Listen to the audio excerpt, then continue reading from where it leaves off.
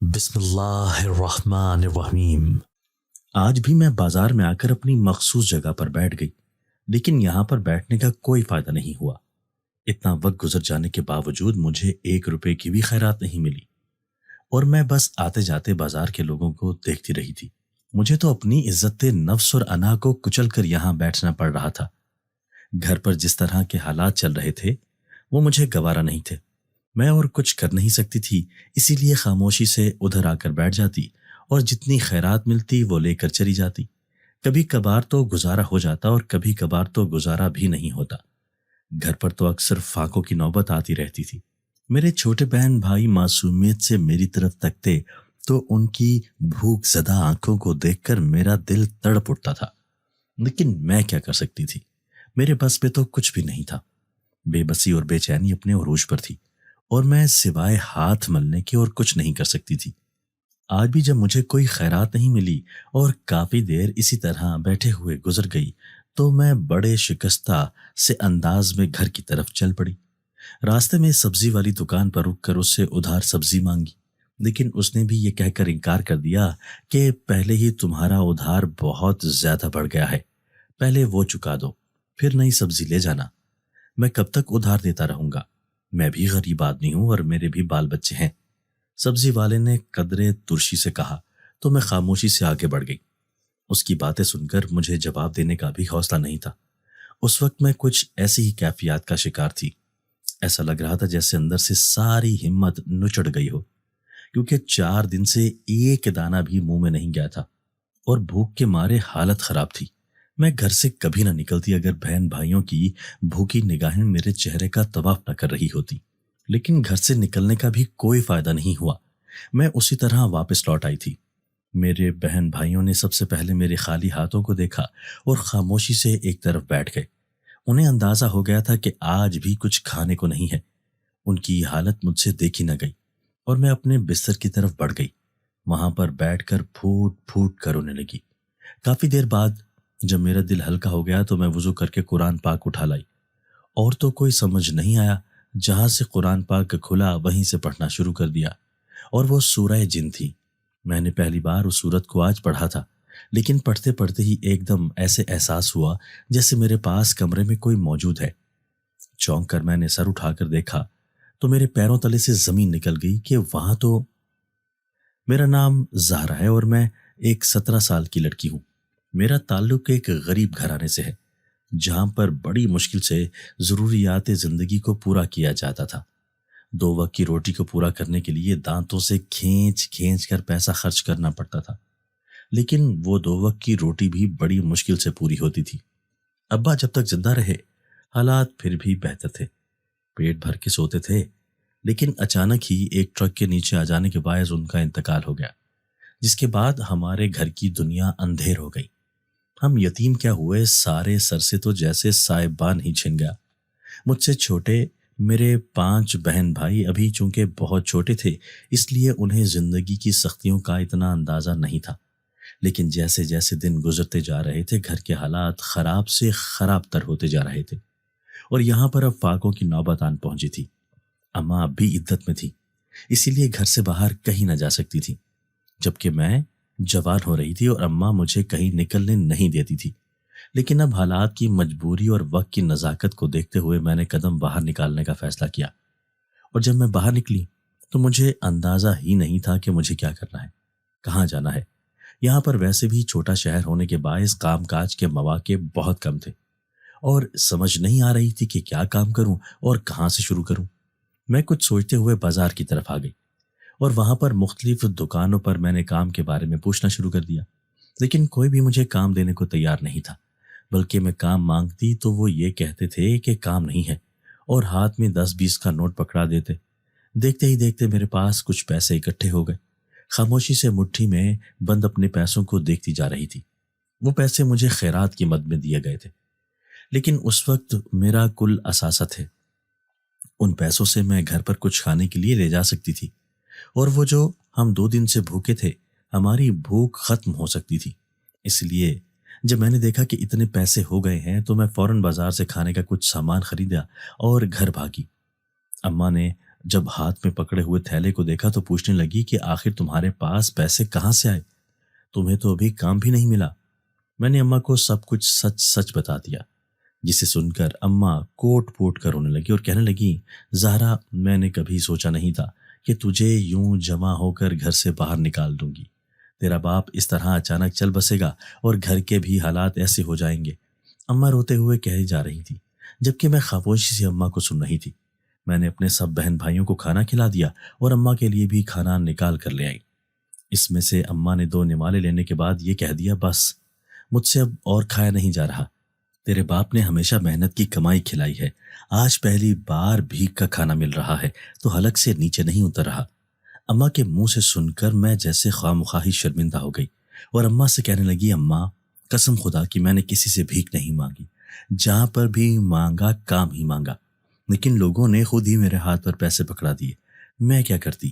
میں نے بے بسی سے اماں کی طرف دیکھا تو وہ کہنے لگی، ہاں میں سمجھ سکتی ہوں، تجھے اپنے بھوکے بہن بھائیوں کے چہرے یاد آ گئے ہوں گے، اسی لیے تو نے نہ نہیں کی۔ اماں نے جیسے میری مشکل آسان کر دی۔ میں خاموش ہو گئی۔ اماں کی یہ بات سننے کے بعد میرا بھی کچھ کھانے کو دل نہیں کر رہا تھا، لیکن 2 دن کی بھوک نے پیٹ میں گرہیں ڈال دی تھی، اس وجہ سے اب میں نے وہ کھانا شروع کر دیا۔ اب روز ایسا ہی ہوتا، میں کام مانگنے کے لیے جانے لگی لیکن کام کہیں سے بھی نہیں مل رہا تھا۔ میں بازار میں ایک جگہ جا کر بیٹھ جاتی، کبھی کبھار کچھ پیسے مل جاتے اور کچھ آسرا ہو جاتا، لیکن کبھی کبھار تو وہ آسرا بھی نہیں ہوتا۔ دن اسی طرح گزر رہے تھے اور کام کی کوئی صورت سمجھ نہیں آ رہی تھی۔ اب تو میری امید بھی دم توڑتی جا رہی تھی کہ آج پھر 4 دن ہو چکے تھے اور مجھے نہ تو کہیں پر کام ملا تھا اور نہ ہی کوئی خیرات ملی تھی۔ میں روز ہی مایوس ہو کر واپس آتی تھی۔ آج بھی میں مایوسی کے عالم میں گھر چلی آئی۔ بہن بھائیوں نے میرے خالی ہاتھوں کو دیکھا تو خاموشی سے اس طرف بیٹھ گئے۔ آج تو وہ کھیل بھی نہیں رہے تھے، بھوک کی وجہ سے حالت ہی اتنی خراب تھی۔ میں چپ چاپ اپنے کمرے میں آ کر بستر پر لیٹ گئی اور پھوٹ پھوٹ کر رونے لگی۔ اتنی بے بسی اور لاچاری میں نے پہلے کبھی محسوس نہیں کی۔ کافی دیر رو چکنے کے بعد جب دل کا بوجھ ہلکا ہو گیا تو میں ایک دم اٹھی اور وضو کر کے آ کر قرآن پاک کھول لیا۔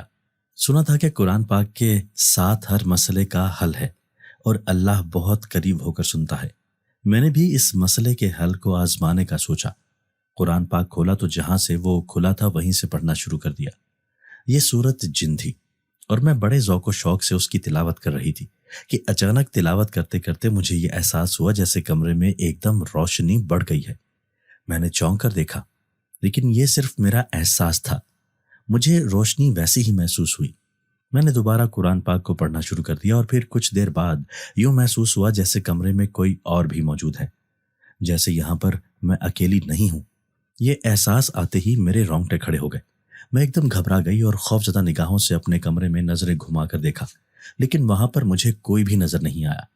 اسی وجہ سے میں مزید ڈر گئی۔ مجھ سے اب آگے پڑھا نہیں جا رہا تھا، لیکن پھر بھی ہمت کرتے ہوئے میں نے آگے پڑھنا شروع کیا اور دل ہی دل میں خوفزدہ ہونے کے باوجود میں پڑھتی رہی۔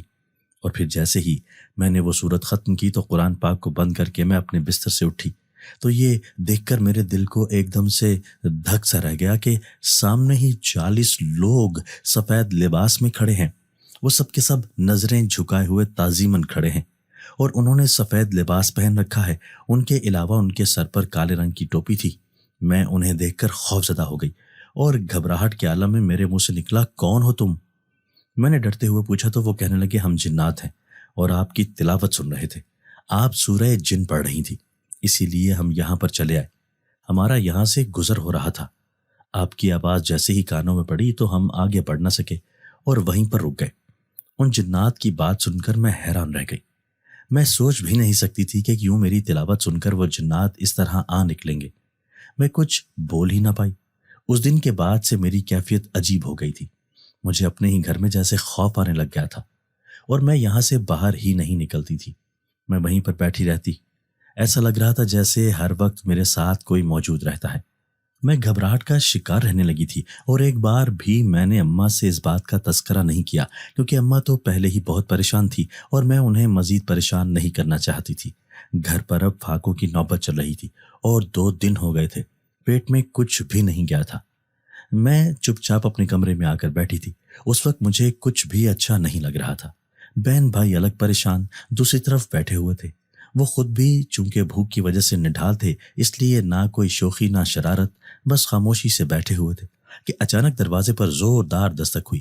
میں چونک گئی۔ اماں تو دروازہ نہیں دیکھتی تھی۔ میں ہی اٹھ کر دروازے تک آئی اور احتیاطاً پوچھا کون ہے، تو آگے سے جواب آیا کہ آپ کے لیے کچھ سامان ہے، وہ لے لیں۔ میں حیران ہوئی اور فوراً دروازہ کھولا تو دیکھا سامنے ایک بہت خوبصورت سا نوجوان آدمی کھڑا ہوا تھا، جس نے نگاہیں جھکائی ہوئی تھی اور اس کے ہاتھ میں کچھ سامان کے تھیلے پکڑے ہوئے تھے۔ اس نے وہ میری طرف بڑھایا اور کہنے لگا کہ یہ سب سامان آپ کے لیے ہے۔ میں نے سامان کو پکڑے بغیر اس سے پوچھا یہ کس نے بھیجا ہے، تو کہنے لگا یہ انہی جنات کا تحفہ ہے جو اس دن آپ کی تلاوت سن رہے تھے۔ انہیں آپ کی تلاوت بہت اچھی لگی تھی، اسی لیے انہوں نے تحفے کے طور پر آپ کو یہ سامان بھیجا ہے۔ اس کی بات سن کر میرے رونگٹے کھڑے ہو گئے اور میں ایک دم حیرت زدہ رہ گئی تھی کہ جنات مجھے اس قسم کا تحفہ بھی بھیج سکتے ہیں۔ تاہم میں نے اپنے ہی خیال میں گم ان تھیلوں کو تھام لیا اور اندر چلی آئی۔ اپنی سوچ میں گم مجھے پتہ ہی نہیں چلا کہ اماں سامنے ہی مجھے بڑی گہری نظروں سے دیکھ رہی ہیں۔ اماں نے پوچھا آخر یہ اتنا سامان کون دے کر گیا ہے؟ اماں کی بات سن کر میرا دھیان تھیلوں کی طرف آیا اور میں نے کہا اماں یہ تحفہ آیا ہے۔ تو اماں کہنے لگی کہاں سے آیا ہے؟ تو میں نے الجھے ہوئے انداز میں اماں کی طرف دیکھا، جیسے ان کی بات سمجھنے کی کوشش کر رہی ہوں، کیونکہ میں اپنی ہی سوچ میں گم تھی۔ لیکن میں نے اماں کو نہیں بتایا کہ یہ جنات کی طرف سے آیا ہے، کیونکہ میں نے انہیں اس دن والے واقعے کے بارے میں نہیں بتایا تھا۔ میں نے بس اتنا کہا اماں جس نے بھیجا ہے اس نے اپنا نام نہیں بتایا، اس کا ملازم آ کر یہ دے گیا ہے۔ اماں کچھ خاموش ہو گئی۔ پھر میں چپ چاپ ان تھیلوں کو باورچی خانے میں لے آئی۔ یہاں پر آ کر انہیں کھول دیا تو کھانے پینے کا کافی سامان تھا۔ میں نے دل ہی دل میں ان جنات کا شکریہ ادا کیا، کیونکہ آج پھر گھر میں 2 دنوں سے فاقے چل رہے تھے اور کھانے کے لیے کچھ بھی نہیں تھا۔ بہن بھائیوں کے چہرے دیکھ کر میرا دل کٹ رہا تھا، اور اب اچانک ہی یہ اتنا سامان آ گیا جس کی مجھے امید ہی نہیں تھی۔ میں وہ سامان دیکھ کر بہت خوش ہوئی، کیونکہ گھر میں راشن کی بہت ضرورت تھی، اور اب میں نے جلدی جلدی ان تھیلیوں سے سامان نکال کر کھانے کی تیاری شروع کر دی۔ مجھے معلوم تھا کہ بہن بھائی بہت بھوکے بیٹھے ہوئے ہیں، خود مجھے بھی بہت زیادہ بھوک لگی ہوئی تھی، اس لیے میں نے جلدی جلدی ہاتھ چلاتے ہوئے کھانا تیار کیا اور گرم گرم باہر لے آئی۔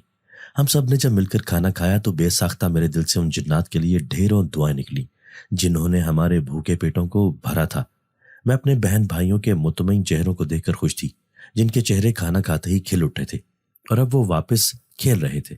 میں مطمئن سے کچن میں واپس آ گئی اور سارے سامان کو سمیٹ کر ایک طرف رکھا۔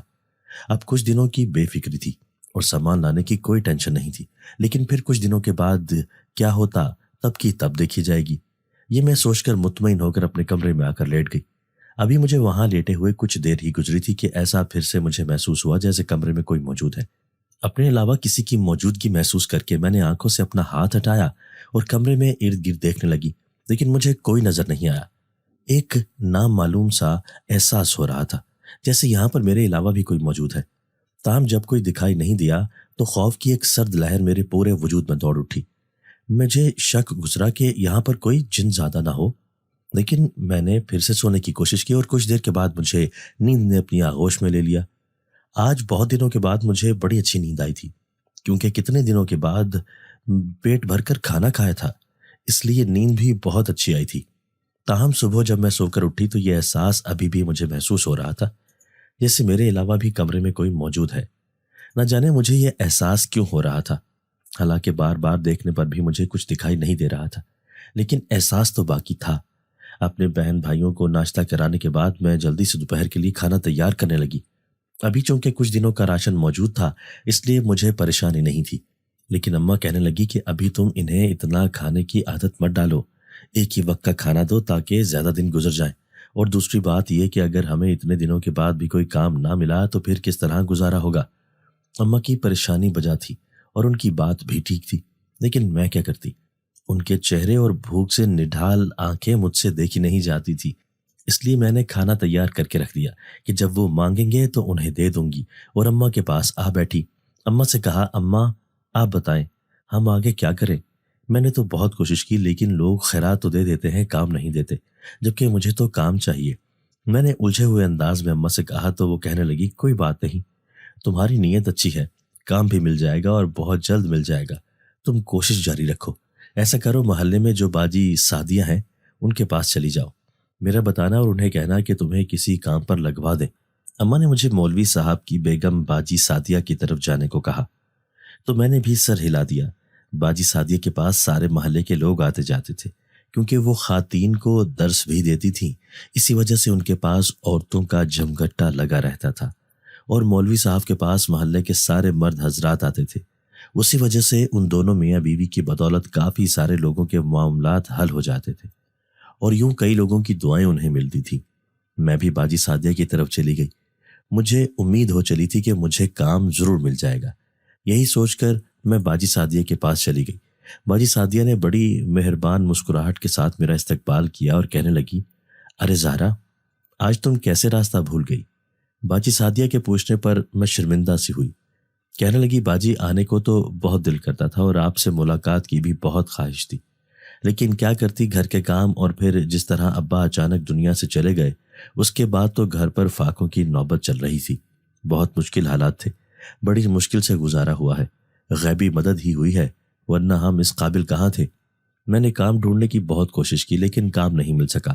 میں نے مایوسی کے عالم میں باجی سعدیہ سے کہا تو وہ تعصب سے سر ہلا کر کہنے لگی، میں سمجھ سکتی ہوں تمہارے ابا کے اچانک گزر جانے کے بعد واقعی تمہاری اماں اور تمہارے گھر والوں پر حالات بہت مشکل ہوں گے، اور پھر جب کمانے والا بھی ایک ہی ہو اور وہی رخصت ہو جائے تو پھر گھر والے اور گہری مصیبت میں گھر جاتے ہیں۔ باجی سعدیہ نے کہا کہ چند لمحوں کی خاموشی کے بعد میں نے انہیں کہا کہ باجی، اماں نے مجھے اس لیے آپ کے پاس بھیجا ہے تاکہ آپ کے پاس کوئی کام کاج ہے یا کسی کام کا بندوبست ہو سکتا ہے تو میرے لیے کرا دیں، میں آپ کی بہت شکر گزار رہوں گی۔ میں نے جھجکتے ہوئے باجی سے کہا تو وہ سر ہلا کر کہنے لگی، کیوں نہیں زہرا، میں ضرور نظروں میں رکھوں گی اور کسی سے بات کروں گی، تم بے فکر ہو جاؤ، انشاءاللہ کام کا بندوبست ہو جائے گا۔ باجی سعدیہ نے نرمی اور محبت سے کہا تو مجھے جیسے یقین ہو چلا تھا اور میرے دل سے ایک بھاری بوجھ ہٹ گیا تھا۔ باجی سعدیہ کے ساتھ ادھر ادھر کی باتوں میں وقت گزرنے کا احساس ہی نہیں ہوا، اور جب میں گھر آئی تو کافی وقت گزر چکا تھا اور اماں پریشان سی سامنے بیٹھی ہوئی تھی۔ اماں کو جب میں نے بتایا کہ میں ان کے پاس ہی بیٹھی ہوئی تھی اور باتوں میں وقت گزرنے کا احساس ہی نہیں ہوا تو ان کی جان میں جان آئی، اور اس کے بعد اماں کو کام کاج کے حوالے سے بتا کر اپنے کمرے میں آ گئی۔ آج نہ جانے کیوں بہت تھکاوٹ ہو گئی تھی اور کچھ ابا کی یاد بھی ستا رہی تھی۔ ابا اکیلے کمانے والے تھے اور ہم سارے گھر کے کھانے والے تھے۔ ابا جو کما کر لاتے گھر میں اماں کے ہاتھ پر رکھتے تھے اور اماں اسے اپنی سمجھ اور عقل کے مطابق خرچ کرتی۔ ہم بہن بھائیوں کو کبھی کسی چیز کی کمی کا احساس نہیں ہوا تھا۔ اماں ہمیں اچھا کھلاتی اور اچھا پہناتی تھی، لیکن ابا کے گزر جانے کے بعد ایک دم جیسے ہم کھلے آسمان کے تلے آ گئے تھے۔ ابا کی یاد آتے ہی میری آنکھیں بھیگ گئی اور بے اختیار آنسو بہنے لگے۔ ابا ایسے ہی تھے، بہت مہربان اور محبت کرنے والے تھے۔ غربت نے بھی ان کے اندر سے نرمی ختم نہیں کی تھی، بلکہ وہ دل کھول کر خرچ کرتے تھے۔ میں ابا کو یاد کرتے کرتے اسی طرح سو گئی، اور پھر جب میری آنکھ کھلی تو اس وقت مغرب کی اذان بھی ہو چکی تھی۔ میں اٹھ کر جیسے ہی کمرے سے باہر آنے لگی کہ اپنے سرہانے پہ رکھی ایک چیز نے میری توجہ اپنی طرف کھینچ لی۔ سرہانے رکھا ہوا ایک موتی کا گجرا اور اس کے پاس ایک چھوٹا سا کاغذ پڑا تھا جس کے اوپر لکھا ہوا تھا، اچھی لڑکی اداس مت ہوا کرو اور آنسو مت بہایا کرو، مجھے تکلیف ہوتی ہے۔ یہ نوٹ پڑھ کر میں خوف زدہ ہو گئی اور ادھر ادھر دیکھنے لگی، لیکن مجھے وہاں پر کوئی بھی دکھائی نہیں دیا۔ سمجھ نہیں آ رہی تھی کہ آخر یہ کہاں سے آیا تھا۔ میں اس کاغذ کو اپنے تکیے کے نیچے چھپا کر باہر آ گئی، لیکن موتی کی خوشبو کو کیسے چھپاتی؟ اماں سے باہر آتے ہی میں نے پوچھا، اماں گھر پر آج کون آیا تھا؟ تو اماں کہنے لگی، نہیں آج تو کوئی نہیں آیا تھا۔ کیوں، کیا ہوا؟ اماں نے حیرانی سے مجھ سے دریافت کیا تو مجھے سمجھ نہیں آ رہی تھی کہ اماں کو بتاؤں یا نہ بتاؤں، اور پھر ایک فیصلہ کرنے کے بعد میں نے اماں سے کہا، اماں جب میں سو کر اٹھی تو میرے سرہانے ایک چھوٹا سا کاغذ اور موتی کا گجرا پڑا ہوا تھا۔ اس کاغذ پر لکھا تھا، اچھی لڑکی رویا مت کرو، خدا جانے وہ کون یہاں پر رکھ کر گیا ہے۔ مجھے سمجھ نہیں آ رہی، میں بہت خوف زدہ ہوں۔ اماں سے جب میں نے یہ کہا تو اماں کہنے لگی، ایسا کیسے ہو سکتا ہے، صبح سے تو گھر پر کوئی بھی نہیں آیا اور پھر میں بھی یہیں پر بیٹھی ہوں، پھر نہ جانے وہ کون ہے، کیا تمہارے ساتھ پچھلے دنوں میں کچھ ایسا ہوا ہے جس کی وجہ سے تمہیں یہ کاغذ ملا ہو؟ اماں نے مجھ سے پوچھا تو پھر مجھے وہ جنات یاد آ گئے اور پھر ایک خوف کی سرد لہر نے میرے پورے وجود کو ٹھرا کر رکھ دیا۔ میری آنکھوں اور چہرے پر پھیلے خوف کو محسوس کر کے اماں کہنے لگی، اس کا مطلب ہے کہ پچھلے دنوں میں تمہارے ساتھ ضرور کچھ نہ کچھ ایسا ہوا ہے جس نے تمہیں خوف زدہ کر کے رکھ دیا ہے۔ अम्मा के पूछने पर मैंने फौरन हाँ में सर हिलाया और कहा, अम्मा, कुछ दिन पहले जब मैं बाजार से आई थी और कमरे में बैठी रो रही थी। ये कहते हुए मैंने अपनी बात शुरू की और अम्मा को सारा वाकया सुना दिया, जिसे सुनकर अम्मा बेहद हैरान हुई और एकदम से परेशान हो गई और मुझे कहने लगी, आखिर ये कैसे मुमकिन है? जिन्नात किस तरह तुम्हारी आवाज़ सुन के आ सकते हैं?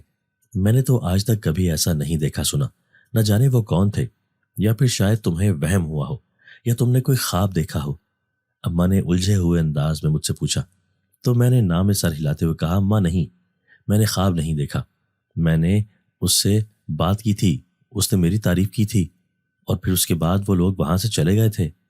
और उस दिन के बाद वो जो राशन आया था वो भी उन जिन्नात की तरफ से तोहफा मिला था। मैंने अम्मा को आज वो हकीकत भी बता दी तो अम्मा सर थाम कर बैठ गई और कहने लगी, तुम्हारे साथ इतना कुछ हो गया और तुमने मुझे बताया तक नहीं। अगर तुम मुझे पहले बता देती तो शायद अब इन हालात का सामना ना करना पड़ता। जिन्नात तो कंवारी लड़कियों पर आशिक हो जाएं तो फिर उनकी जान नहीं छोड़ते। मेरी नानी तो कभी हमें खुले सा छत पर भी नहीं जाने देती थी और ना ही वो हमें कभी खुशबू लगाकर बाहर निकलने देती थी। न जाने तुम में ऐसा क्या है कि वो जिन्नात तुम्हारे पीछे पड़ गए हैं। अम्मा को तो बहुत परेशानी ने घेर लिया था और वो जल्दी जल्दी बोलते हुए मुझे भी परेशान कर रही थी। जबकि मैंने उन्हें कहा, अम्मा ऐसा कुछ नहीं है, उन जिन्नात ने मुझे परेशान नहीं किया, बल्कि वो मेरे खैर खां हैं। उनका कहना है कि हम तो तुम्हारी मदद के लिए आए हैं। अम्मा को जब मैंने ये कहा तो वो मुझे ऐसे देखने लगी जैसे मैं पागल हो गई हूँ। ताहम अम्मा खामोश हो गई और फिर मुझे कहने लगी, अब तुम घर से बाहर मत जाना, घर पर ही रहना, मैं कुछ ना कुछ करती हूँ। अम्मा ने तो मुझे बेहद डरा दिया था।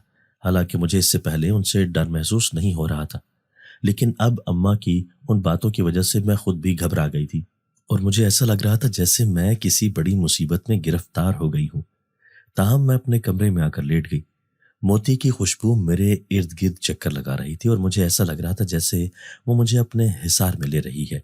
मैंने वो गजरा उठा लिया, न जाने किस ख्याल के तहत उसे अपने बाजू पर पहन भी लिया और फिर जैसे ही मैंने उसे नाक के पास ले जाकर सूंघा तो एकदम से कमरे में रोशनी सी हुई और फिर किसी की मौजूदगी का एहसास होते ही जैसे ही मैंने सर उठाकर देखा तो सामने एक खूबसूरत सा नौजवान खड़ा था।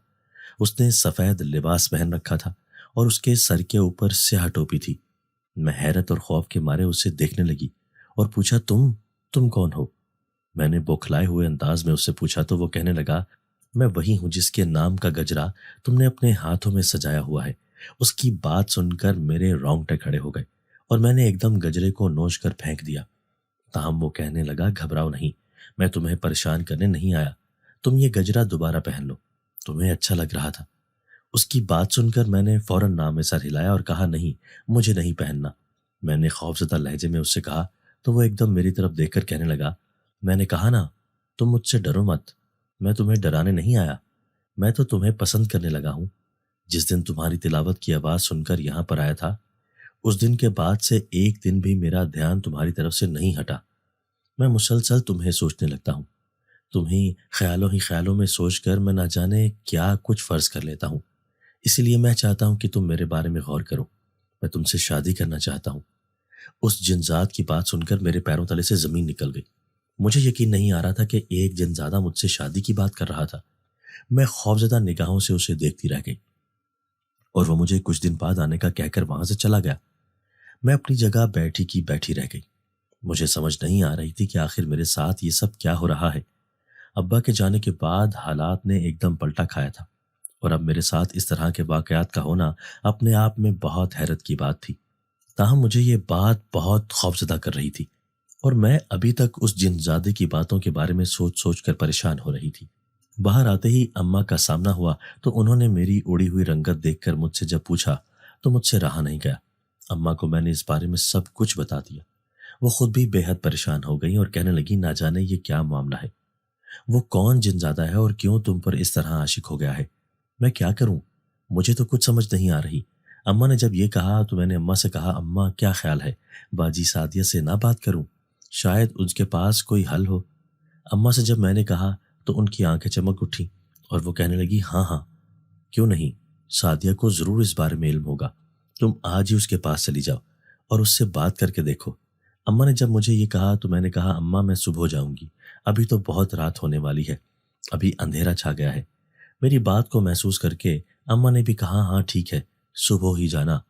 اماں نے مجھے یہ کہہ کر اپنے سر پر دوپٹہ لپیٹا اور میرے اوپر قرآنی آیات پڑھ کر دم کرنے لگی۔ میں اماں کے پاس ہی بیٹھ گئی تھی کیونکہ مجھے اپنے کمرے میں جاتے ہوئے خوف محسوس ہو رہا تھا۔ میرے وجود سے موتی کی خوشبو اٹھ رہی تھی جو مجھے خوفزدہ کر رہی تھی۔ تاہم اماں کے پاس کافی دیر بیٹھے رہنے کے بعد جب میں سنبھل گئی تو پھر رات کے وقت اپنے کمرے میں آ گئی، لیکن کمرے میں موتی کی خوشبو پھیلی ہوئی تھی اور اس نے سارے کمرے کو مسحور کر رکھا تھا، اور اس کے ساتھ ہی مجھے کسی کی موجودگی کا احساس ہونے لگا۔ تاہم اپنے دل کو مضبوط کر کے اور دل ہی دل میں قرآنی آیات کو پڑھتے ہوئے میں اپنے بستر پر لیٹ گئی اور سر تک چادر تان لی، اور کچھ دیر بعد میں سو بھی گئی۔ صبح جب میں سو کر اٹھی تو میں بخار میں مبتلا تھی۔ اماں نے میری حالت دیکھی تو دل تھام لیا۔ ان کا کہنا تھا کہ یقیناً یہ اسی جنزادے کی وجہ سے ہے، تم پہلے تو اچھی بھری تھی، اس کی نظر لگ گئی جس کی وجہ سے تمہیں بخار ہو گیا ہے۔ اماں نے میرے اوپر قرآنی آیات پڑھ کر دم کی اور مجھے دوا دے کر دوبارہ سلا دیا۔ میں خود بھی چونکہ بخار کی وجہ سے نڈھال تھی اور جسم میں جان باقی نہیں تھی، اسی وجہ سے کچھ دیر کے بعد ہی دوبارہ سو گئی۔ تاہم خواب میں نے دیکھا کہ ایک خوبصورت سا سفید گھوڑا ہے جس کے اوپر ایک نوجوان چلتا ہوا آ رہا ہے۔ میں وہاں پر ایک جگہ پر بیٹھی ہوئی تھی اور اداس نظروں سے ایسے دیکھ رہی تھی جیسے کسی انتظار میں ہوں، اور پھر جیسے ہی وہ نوجوان آیا تو میں ایک دم اٹھ کر کھڑی ہوئی اور خوشی سے چہکتے ہوئے چہرے کے ساتھ ہاتھ ہلاتے ہوئے اسے مخاطب کیا۔ مجھے ہاتھ ہلاتے ہوئے دیکھ کر وہ میری طرف ہی بڑھ آیا، اور پھر جیسے ہی وہ گھوڑے سے اترا اس کی طرف دیکھ کر میں ایک دم خوفزدہ ہو گئی اور میری آنکھ کھل گئی۔ میں ایک دم گھبرا کر اٹھ بیٹھی، ارد گرد اپنے کمرے کا ماحول پایا اور اماں میرے قریب ہی بیٹھی ہوئی تھی، اور تب مجھے احساس ہوا کہ وہ صرف ایک خواب تھا۔ لیکن اس خواب کے یاد آتے ہی مجھے اس نوجوان کا چہرہ یاد آیا۔ جب وہ گھوڑے سے اترا تھا تو وہ وہی جوان چہرہ تھا جو اس جنزادے کا تھا، اور اسی بات نے مجھے خوفزدہ کر دیا تھا۔ اور اب بھی اس خواب کے یاد آتے ہی میرے رونگٹے کھڑے ہو گئے تھے۔ بخار کی حالت سے نکلنے میں مجھے 2 دن لگ گئے تھے، اور اب آج میری طبیعت کافی بہتر تھی۔ میں پہلے سے کافی کمزور اور نڈھال ہو چکی تھی۔ ان 2 دنوں کے بخار نے میری جان نچوڑ دی تھی، اور آج جیسے ہی میری طبیعت سنبھلی تھی تو اماں نے مجھے کہا کہ جا کر سعدیہ باجی سے مل لو اور انہیں ساری بات بتاؤ۔ میں نے سر ہلا دیا اور فوراً چادر لے کر سعدیہ باجی کے گھر چلی گئی۔ سعدیہ باجی تو مجھے دیکھ کر حیران ہی رہ گئی اور کہنے لگی، زہرا تمہاری طبیعت تو ٹھیک ہے نا؟ کیا ہوا ہے تمہیں؟ رنگ دیکھو کتنا پیلا پڑا ہوا ہے اور چہرہ بھی بہت کمزور ہو گیا ہے۔ سعدیہ باجی نے مجھ سے پوچھا تو میں نے پھیکی سی مسکراہٹ ہنستے ہوئے انہیں کہا، باجی میری طبیعت کچھ ٹھیک نہیں، کافی دنوں سے بخار نے میری حالت خراب کی ہوئی ہے۔ آج جیسے ہی کچھ طبیعت سنبھلی ہے تو آپ کے پاس چلی آئی ہوں۔ میں نے سعدیہ باجی سے کہا تو وہ کہنے لگی، اچھا کیا تم نے کہ تم آ گئیں، لیکن اگر مجھے معلوم ہوتا کہ تمہاری طبیعت ٹھیک نہیں ہے تو میں خود تمہارے پاس چکر لگا لیتی۔ سعدیہ باجی نے محبت سے کہا اور پھر اٹھ کر چائے بنانے کے لیے چلی گئی، جبکہ میں نے انہیں منع بھی کیا، لیکن وہ کہنے لگی کہ نہیں تمہاری طبیعت بھی ٹھیک نہیں ہے تو دونوں مل کر چائے پیتے ہیں۔ چائے پینے کے دوران ہی میں نے سعدیہ باجی سے جھجکتے ہوئے کہا، باجی میں آپ سے ایک کام آئی ہوں، اماں نے آپ کے پاس بھیجا ہے۔ میں نے سعدیہ باجی سے کہا تو وہ میری طرف متوجہ ہو کر کہنے لگی، کہو کیا بات ہے؟ اور پھر میں نے سعدیہ باجی کو ساری بات کے بارے میں بتا دیا۔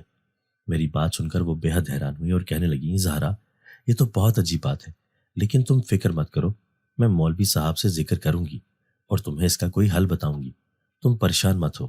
سعدیہ باجی نے مجھے تسلی دیتے ہوئے کہا تو میں نے ان سے کہا، باجی اب آپ کا ہی آسرا ہے، میں بڑی امید سے آپ کے پاس آئی ہوں۔ میں نے سعدیہ باجی سے کہا تو وہ سر ہلا کر کہنے لگی کہ تم بالکل بے فکر ہو جاؤ، میں ضرور مولوی صاحب سے بات کروں گی اور وہ تمہارے لیے ضرور کوشش کریں گے۔ سعدیہ باجی نے مجھے بڑی تسلی دے کر وہاں سے رخصت کیا اور میں بہت مطمئن سی ہو کر گھر چلی آئی۔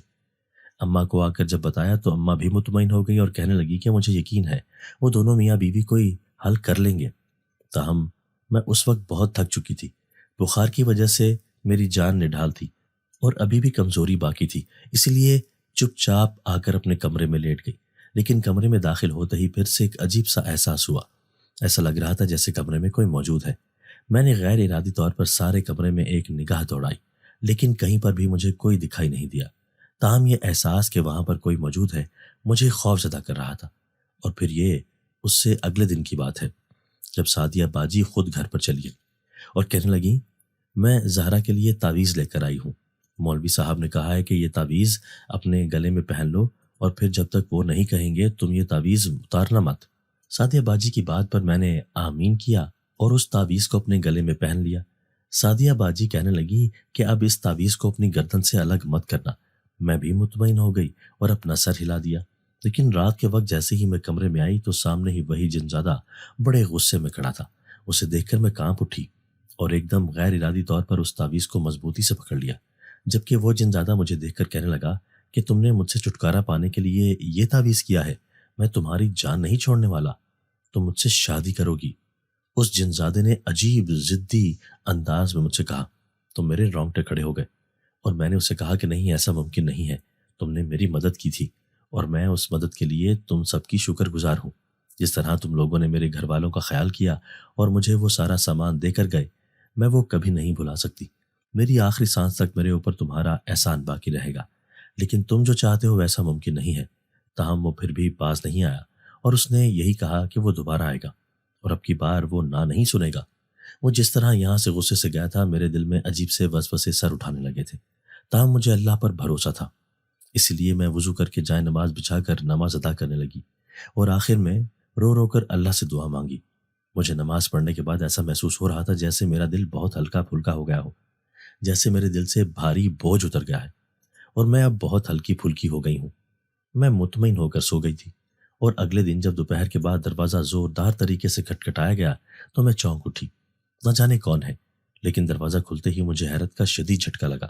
وہاں پر وہی سفید لباس اور کالی ٹوپی میں جنزادہ کھڑا تھا۔ یہ وہی جنزادہ تھا جو پچھلی بار راشن دے کر گیا تھا۔ اب کی بار بھی اس کے ہاتھ میں کچھ تھیلے پکڑے ہوئے تھے اور وہ راشن دینے کے لیے ہی آیا تھا۔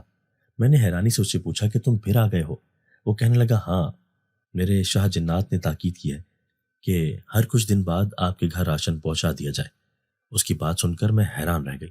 تاہم کچھ خیال آنے پر میں نے اس سے کہا کہ میں تمہارے شاہ جنات سے کسی کی شکایت کرنا چاہتی ہوں، میں اس سے بہت پریشان ہوں اور اس سے نجات حاصل کرنا چاہتی ہوں۔ میں نے ڈرتے اور جھجکتے ہوئے اس جنزادے سے کہا تو وہ کہنے لگا بتائیں کون ہے وہ؟ اور پھر میں نے اسے اس جنزاد کے بارے میں بتا دیا۔ اس کے بارے میں جان کر وہ کہنے لگا آپ پریشان مت ہو، اب وہ دوبارہ کبھی آپ کو تنگ کرنے کے لیے نہیں آئے گا۔ اس نے جنات کے قوانین کی خلاف ورزی کی ہے اور جس طرح اس نے آپ کو تنگ کیا ہے یہ کوئی بھی برداشت نہیں کرے گا، اس لیے آپ بے فکر ہو جائیں، اب وہ دوبارہ کبھی نہیں آئے گا۔ وہ جنزادہ جیسے مجھے یقین دلاتے ہوئے وہاں سے چلا گیا۔ اس سے بات کر کے میں مطمئن تو ہو گئی تھی، لیکن مجھے ایک بات کی پریشانی تھی کہ اگر اسے معلوم ہو گیا کہ میں نے اس کی شکایت لگائی ہے تو نہ جانے وہ میرے ساتھ کیا کرے، اور یہ بات میرے دل میں ڈر پیدا کر رہی تھی۔ میں گھبرا رہی تھی اور اسی لیے میری طبیعت دوبارہ خراب ہو رہی تھی۔ تاہم کچھ دن اسی طرح گزر گئے، نہ تو وہ جنزادہ دوبارہ آیا اور نہ ہی اس نے مجھے دوبارہ دھمکایا۔ میں مطمئن ہوتی جا رہی تھی اور پہلے کی طرح میں خوش رہنے لگی تھی، کیونکہ مجھے یقین ہو گیا تھا کہ اب دوبارہ وہ کبھی نہیں آئے گا اور مولوی صاحب کا تعویذ اثر کر گیا ہے۔ لیکن کچھ دنوں کے بعد جب دوبارہ وہ پہلے والا جنزادہ راشن لے کر آیا تو اچانک اسے سامنے دیکھ کر مجھے اس دن والی بات یاد آئی، اور میں نے اسے پوچھا کہ آخر اس نے شاہ جنات سے اس جنزادے کی شکایت کی تھی؟ تو وہ کہنے لگا ہاں، میں نے شاہ جنات کو اس بارے میں سب بتا دیا تھا اور شاہ جنات نے اسے زندہ زندان میں ڈال دیا ہے۔ اب وہ ساری زندگی وہیں پر تڑپتا رہے گا اور کبھی باہر نہیں نکلے گا۔ اس سے پہلے بھی اس کی کافی شکایتیں مل چکی ہیں جس کی بدولت انہوں نے یہ فیصلہ لیا ہے، حالانکہ وہ پہلے اسے کئی بار معاف کر چکے ہیں اور اسے سمجھا چکے ہیں، لیکن اب کی بار انہوں نے معاف نہیں کیا اور اسے زندان میں ڈال دیا ہے۔ اب وہ کبھی باہر نہیں آئے گا۔ اس جنزادے کی بات سن کر میرے دل پر جیسے ملال سا اتر آیا۔ مجھے تھوڑی شرمندگی سی ہوئی کہ میں نے غلط کیا، لیکن پھر جب یہ سوچ آئی کہ وہ میری زندگی اجیرن کر رہا تھا تو میں بھی چپ ہو گئی۔ تاہم اب ایک بات کا تو یقین ہو گیا تھا کہ وہ جنزادہ دوبارہ کبھی میری زندگی میں نہیں آئے گا، اور اس لیے میں مطمئن ہو گئی۔ اب کی بار تھیلے پکڑ کر جب میں اندر آئی تو اماں نے میرے مطمئن انداز کو دیکھ کر مجھ سے پوچھا کیا ہوا، تم اتنی خوش کیوں دکھائی دے رہی ہو؟ اور پھر میں نے ہنستے ہوئے اماں کو ساری بات بتا دی۔ اماں تعصب سے سر ہلانے لگی اور کہنے لگی ان جنات نے تمہاری بہت مدد کی ہے اور تمہاری مشکلات آسان کی ہیں، وہ سب بہت اچھے تھے، لیکن نہ جانے اس پر کیسے شیطان اثر کر گیا کہ وہ اس کے بہکاوے میں آ گیا۔ اللہ اس کے لیے آسانیاں کرے۔ اماں نے اس کے لیے دعا کرتے ہوئے کہا مجھے خود بھی اس کا افسوس تھا، لیکن کیا کر سکتی تھی، اپنی زندگی سکون سے گزارتی یا پھر اسے اس کی زندگی جینے دیتی اور اس کی ضد پوری کرتی۔ اس جنزادے کی طرف سے میں بہت مطمئن ہو گئی تھی اور اب مجھے گھر کے راشن کی طرف سے بھی کوئی پریشانی نہیں تھی۔ جنات کی طرف سے باقاعدہ ہر چیز مل جاتی تھی، جس کی وجہ سے میرے بہن بھائی اور میں پیٹ بھر کر کھا لیتے تھے۔ گھر میں پہلے کا راشن موجود ہوتا تھا جب بعد میں اور آ جاتا تھا، جنات نے جس طریقے سے ہماری مدد کی تھی اور بغیر کسی غرض و لالچ کے انہوں نے ہمارا ساتھ دیا تھا، میں سوچ بھی نہیں سکتی تھی کہ وہ اتنے اچھے ہو سکتے ہیں۔ جب ان حالات میں ہم فاقے کر رہے تھے، ہمارے رشتہ داروں نے ہم سے منہ تک موڑ لیا تھا، ان حالات میں جنات نے ہمارا ساتھ دیا اور ہمیں گھر بیٹھے ہر چیز مہیا کی۔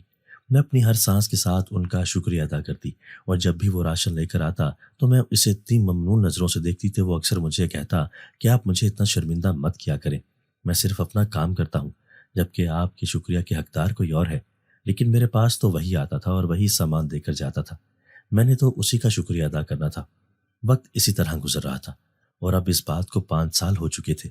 اماں نے اب جنات کی مدد سے ہی گھر پر ایک سلائی سینٹر کھول لیا تھا اور وہاں پر وہ بوتیک کا کام کرنے لگی۔ اماں کا کام خوب چل نکلا تھا۔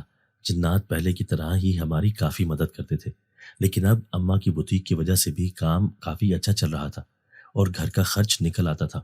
اماں آج کل میری شادی کے بارے میں غور و فکر کر رہی تھی اور کوئی مناسب رشتہ ڈھونڈ رہی تھی۔ حالانکہ میں نے اماں کو منع بھی کیا تھا اور کہا تھا کہ ابھی مجھے اپنے ساتھ کام میں شامل رہنے دیں، جیسے ہی کام سیٹ ہو جائے گا اور چھوٹی بہن آپ کے ساتھ مل جائے گی تب میری شادی کر دیں۔ لیکن اماں اپنی ضد کی پکی تھی اور ان کا کہنا تھا کہ پہلے ہی میں نے تمہارے معاملے میں بہت دیر کر دی ہے، اب مزید دیر نہیں کرنی اور تمہاری شادی کر دینی ہے۔ اماں کی بات پر میں نے رضامندی دکھا دی اور پھر جلدی اماں نے میری شادی طے کر دی۔ میرا شوہر بہت محبت کرنے والا شوہر ثابت ہوا۔ میں اس کے ساتھ بہت خوش اور مطمئن زندگی گزار رہی ہوں، جبکہ اماں کا کام بھی اسی طرح چل رہا ہے۔ آج بھی مجھے جہاں پر کوئی بھی مصیبت کھڑی دکھائی دیتی ہے تو جنات فوراً میری مدد کے لیے آ جاتے ہیں اور میں پہلے سے زیادہ ان کی شکر گزار ہونے لگتی ہوں۔ دوستو، اگر آپ کو آج کی ہماری یہ ویڈیو پسند آئی ہے تو اسے لائک کیجئے اور اسے اپنے پیاروں کے ساتھ شیئر ضرور کیجئے گا۔